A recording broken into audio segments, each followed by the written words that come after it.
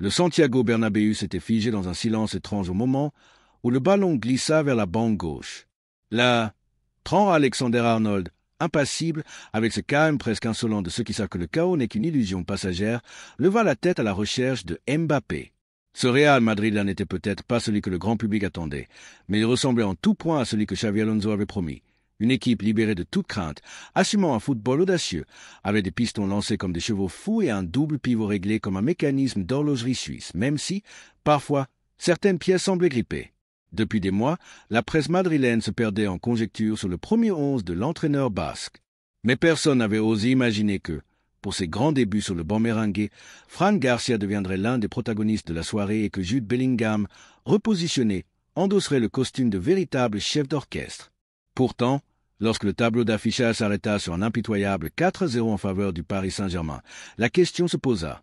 Cette défense à 3 centraux était-elle une révolution tactique ou bien un suicide footballistique? L'arrivée de Xavi Alonso à la tête du Real Madrid avait tout d'un conte de fées. L'ex-milieu, adulé par le public blanc, revenait auréolé d'un titre de Bundesliga invaincu et d'un discours séduisant qui avait même charmé les sociaux les plus sceptiques. Mais comme tout madrilèniste aguerri le sait, derrière les comptes se cachent toujours des détails moins reluisants. Par exemple, que son nom circulait déjà dans le vestiaire plusieurs semaines avant qu'Ancelotti ne scelle son départ pour la Seleção brésilienne. Ou encore que son premier renfort, Dean Huijsen, recruté pour 68 millions d'euros, avait débarqué avec une promesse claire. Je serai le leader que cette défense attend. Une déclaration pleine de confiance, jusqu'à ce qu'un carton rouge l'écarte au moment précis où le PSG se lança dans une démonstration implacable de démolition tactique face à la ligne de 3. Le fameux 3-5-2 d'Alonso, qui avait embrayé à Leverkusen, semblait taillé pour sublimer les qualités de joueurs comme Alexander-Arnold. C'est un joueur bien plus à l'aise offensivement que défensivement, confiait une source proche du coach. L'idée était limpide, le libérer de ses tâches défensives, transformer ses centres en missiles téléguidés et offrir à Mbappé et Vinicius des espaces pour filer comme des gazelles. Mais le PSG rappela à tout le monde que le football n'est pas un jeu vidéo. Avec Huijsen suspendu et Militao encore convalescent après 2 ruptures des ligaments croisés, la défense madrilène se retrouva exposée comme un touriste égaré à 3 heures du matin à la Puerta del Sol. Rudiger tenta, en héros, de colmater les brèches, mais même les super-héros ont leur kryptonite. Celle-ci portait le nom de Kylian Mbappé, auteur d'un doublé avant même la 10e minute de jeu. Et pourtant, malgré ce naufrage, Xavi Alonso resta de marbre. C'est un projet sur 2 ans, répéta-t-il en conférence de presse, comme pour désamorcer toute tempête médiatique. Il savait que Florentino Pérez, derrière son allure impeccablement cravatée, n'avait pas encore sorti la hache. Les excuses ne manquaient pas. Peu de temps pour imposer ses idées, un effectif encore en phase d'apprentissage. Et selon certains, plus de trous dans la composition que dans un morceau de gruyère.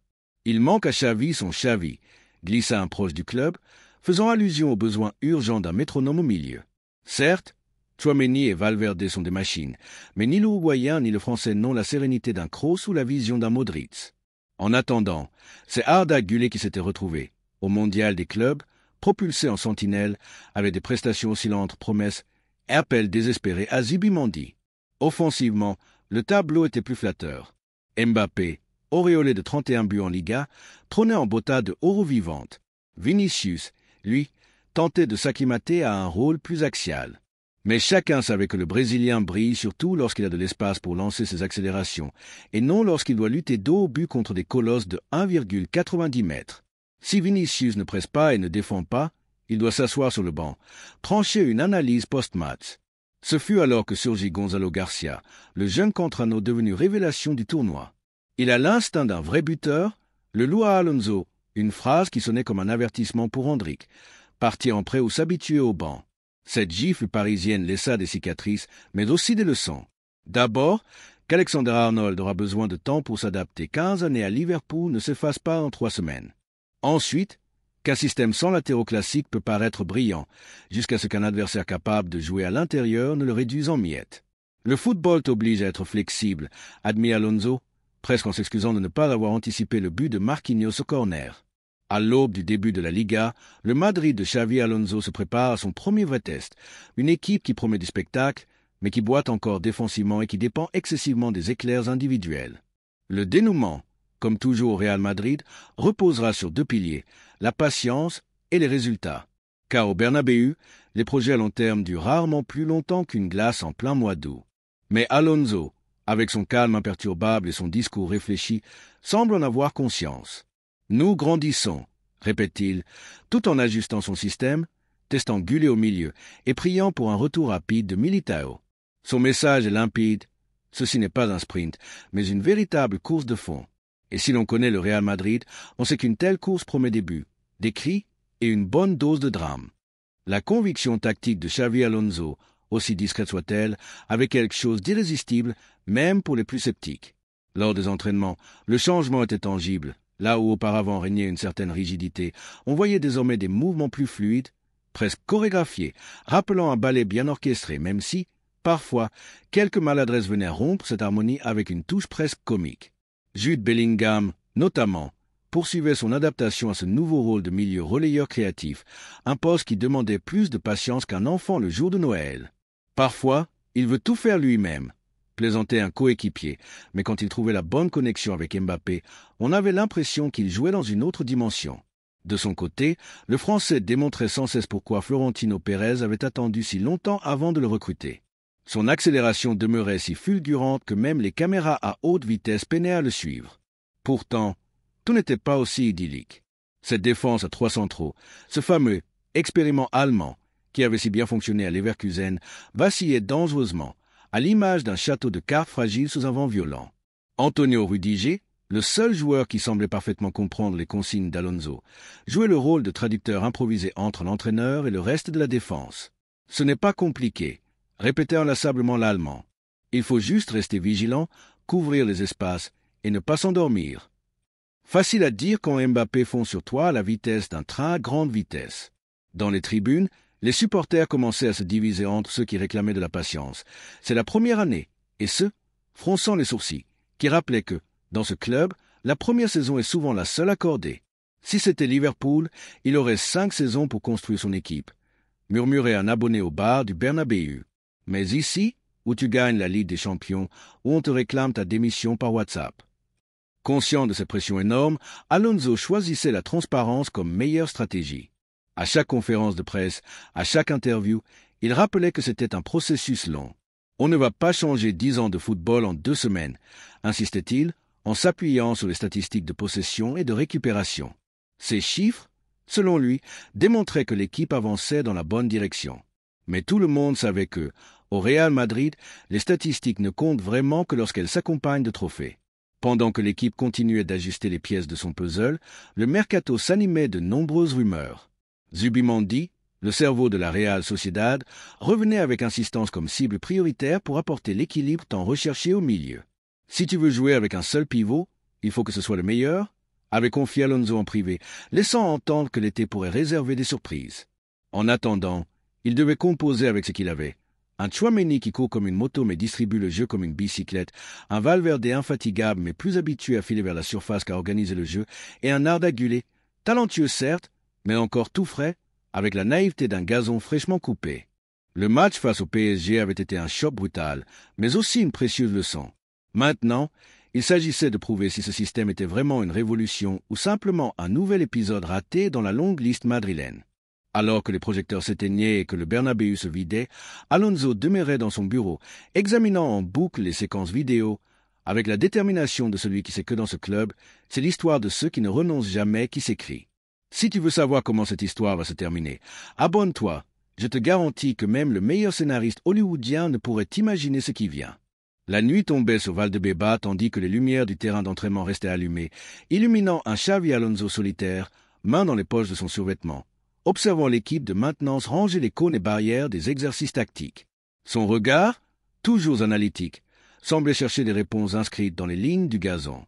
Ce n'est pas une question de système, mais de secondes, confiait-il ce même après-midi à son staff, alors qu'il revoyait encore et encore les phases clés du naufrage face au PSG.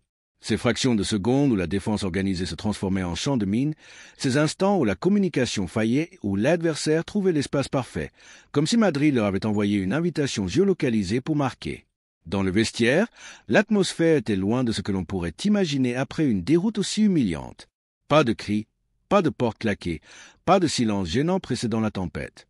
Au contraire, On respirait une tension constructive, ce genre d'énergie qui naît quand on sait que le problème ne vient pas d'une attitude défaillante, mais de mécanismes à revoir. Bellingham, assis devant son casier, passait en revue sur son téléphone les mouvements qu'Alonso lui avait indiqués lors de la vidéo-analyse. « Tu dois couper ici, pas là », lui avait expliqué le coach en pointant l'écran tactile, tandis que l'Anglais hochait la tête avec cette expression de quelqu'un en train de reprogrammer son cerveau en temps réel. À ses côtés, Vinicius tentait d'expliquer quelque chose à Mbappé en utilisant une bouteille d'eau et un pot de vaseline pour représenter les défenseurs adverses. Le Français écoutait attentivement, mais jetait parfois un regard au traducteur, comme pour vérifier que ce qu'il entendait correspondait vraiment à ce que le Brésilien voulait dire.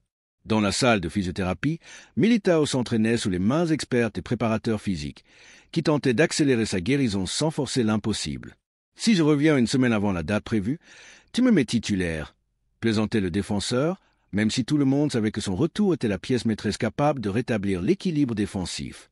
Rudiger, passant par là pour un massage, ne put s'empêcher d'un trait d'humour. Si tu attends qu'Alonso te fasse jouer titulaire sans être à 100%, c'est que tu ne le connais pas. Ce rire détendit l'atmosphère, mais la réalité restait immuable. Sans Militao, cette défense à 3 ressemblait trop souvent à 3 aveugles jouant à cache-cache dans un champ de mines. Pendant ce temps, dans le bureau d'Alonso, les écrans diffusaient des images d'autres équipes ayant réussi à installer des systèmes similaires. « Le problème n'est pas le système, ce sont les détails », répétait le coach à ses assistants, montrant comment Naples ou Arsenal avaient mis des mois à peaufiner leur mécanisme. « Mais ici, on n'a pas de mois », répondit l'un d'eux. Cette phrase résumait parfaitement la dure réalité madrilène. Chaque entraînement, chaque minute de travail était une course contre la montre, une bataille pour inculquer de nouveaux concepts à des esprits habitués à un autre rythme, à une autre philosophie. Ce qui était surprenant, c'était de voir les plus jeunes, ceux qui portaient moins de poids de l'histoire madrilène sur leurs épaules, s'adapter plus naturellement au changement. Fran Garcia, par exemple, avait épaté tout le monde par sa compréhension du rôle de piston, ce mélange subtil entre latéral et ailier, qui demandait autant d'endurance que d'intelligence tactique. On dirait qu'il a toujours joué comme ça, commentait un préparateur physique, sans toutefois mentionner les longues séances supplémentaires qu'il enchaînait après chaque entraînement pour perfectionner ses déplacements. Dans les cuisines du club, le personnel discutait en riant de la différence d'ambiance. Avant, il parlait surtout de but. Maintenant, ce sont les lignes de pressing et les automatismes qui font débat. Les angles de passe, disait l'un en rangeant les boîtes à repas. Un changement subtil, mais ô combien significatif. Le football d'Alonso ne se jouait pas seulement sur la pelouse, il se respirait dans chaque recoin du club. Et tandis que la ville s'endormait, les lumières de Valdebebas restaient allumées. À l'intérieur, un entraîneur et son équipe luttaient contre le temps, contre les critiques, contre l'histoire même d'un club qui n'a jamais su attendre. Car au Real Madrid, c'est simple, tu triomphes ou tu deviens un paragraphe oublié dans l'encyclopédie des échecs. Mais Alonso, têtu comme seuls savent l'être les Basques, continuait de croire en son idée. Et si tu veux découvrir si cette foi est justifiée, ne perds rien de ce qui arrive, car ce n'est que le début. Je t'assure que ce qui se prépare à Valdebebas pourrait bien bouleverser tout ce que tu pensais savoir du football moderne. Abonne-toi si tu veux être témoin du moment où tout s'emboîtera parfaitement, car quand ce jour viendra, le football parlera à nouveau de Xavi Alonso. Mais cette fois, pour les bonnes raisons. L'air frais de la nuit madrilène s'infiltrait doucement par les fenêtres entr'ouvertes de la salle de vidéo-analyse où Alonso demeurait absorbé devant 3 écrans simultanés. Sur l'un, le bloc défensif du PSG lors d'une perte de balle. Sur un autre, la position précise de chaque joueur madrilène au moment du premier but encaissé. Sur le troisième, étrangement, des images du Bayern de Guardiola en 2014. Ce n'est pas pareil, mais ça s'en rapproche, murmura-t-il en prenant des notes sur un carnet, déjà à moitié rempli de schémas tactiques qui ressemblaient plus à des équations de physique quantique. Ses assistants, désormais habitués à ces longues sessions nocturnes, échangeaient des regards complices à chaque fois que le technicien stoppait l'image pour reculer de 5 secondes et revoir exactement la même action pour la 15e fois. Dans le vestiaire déserté, seul le léger bourdonnement des néons venait rompre le silence. Les casiers des joueurs racontaient leur propre histoire. Celui de Bellingham, impeccablement rangé avec chaque vêtement plié au millimètre près.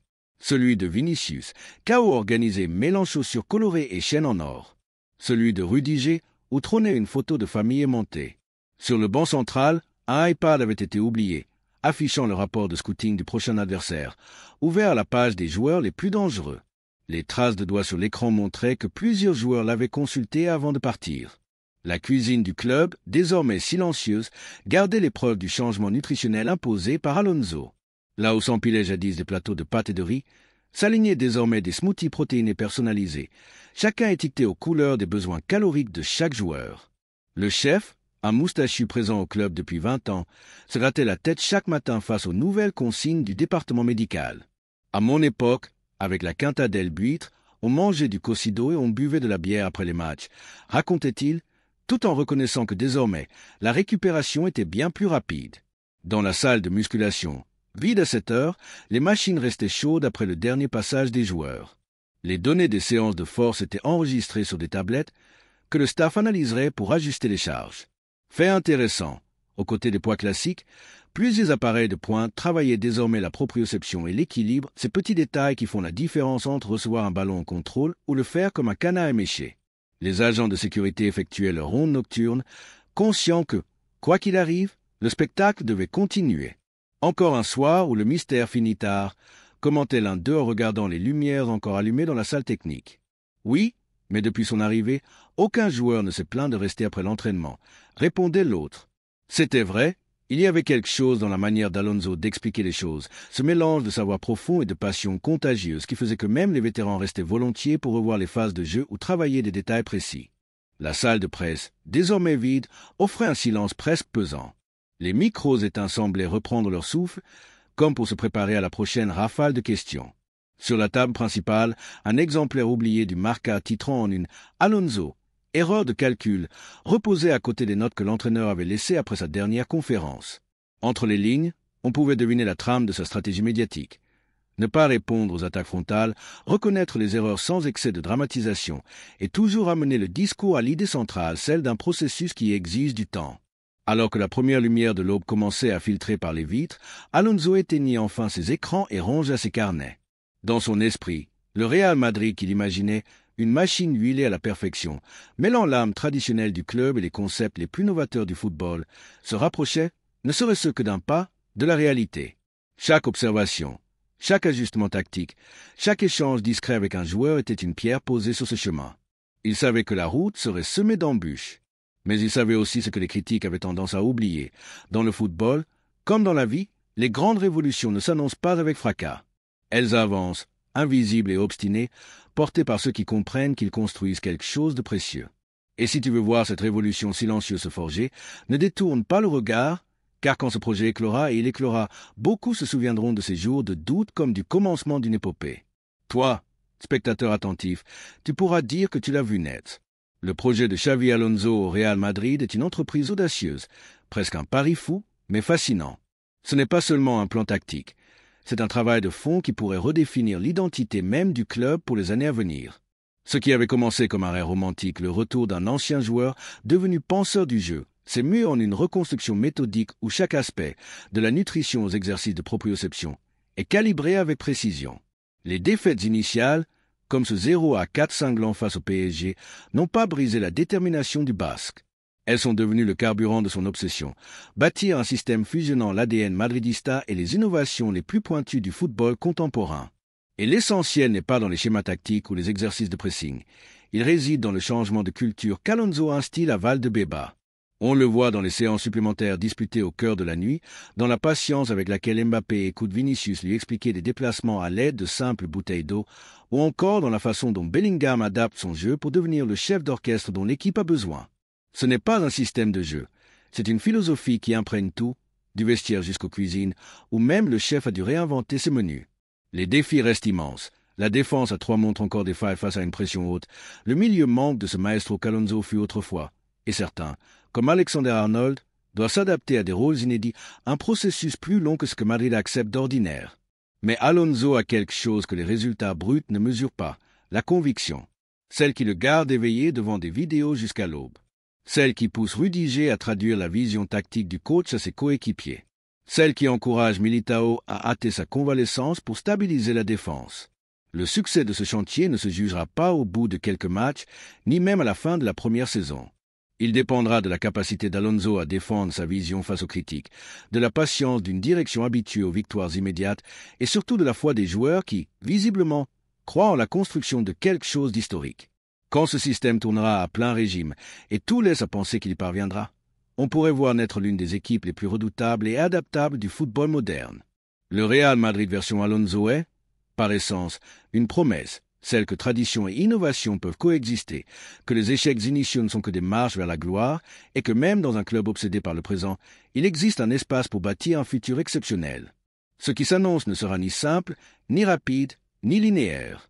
Mais lorsque chaque pièce trouvera sa place, lorsque chaque joueur maîtrisera son rôle à la perfection, l'Europe du football pourrait bien découvrir une nouvelle superpuissance tactique. Ce récit est celui d'une révolution silencieuse, d'une transformation où chaque défaite devient une leçon, où chaque minute de travail invisible prépare un triomphe à venir. Le Real Madrid d'Alonso ne sera pas jugé sur son départ, mais sur son aboutissement. Ceux qui auront été là dès les premiers jours pourront dire qu'ils ont vu naître quelque chose d'unique. Les autres se demanderont comment ils ont pu ne rien voir venir. Et quand l'histoire racontera cette ère, elle rappellera qu'aucun grand projet ne se construit sans foi, sans travail et sentant exactement ce que Xavi Alonso investit à chaque instant, dans chaque détail, à chaque lever de soleil sur Valdebeba. Le message est limpide, restez attentifs, car ce n'est que le début. Et lorsque le moment du décollage viendra, les sceptiques comprendront enfin pourquoi cela valait la peine d'attendre. L'avenir du Real Madrid s'écrit ici, maintenant, dans ce silence studieux, et il promet d'être spectaculaire.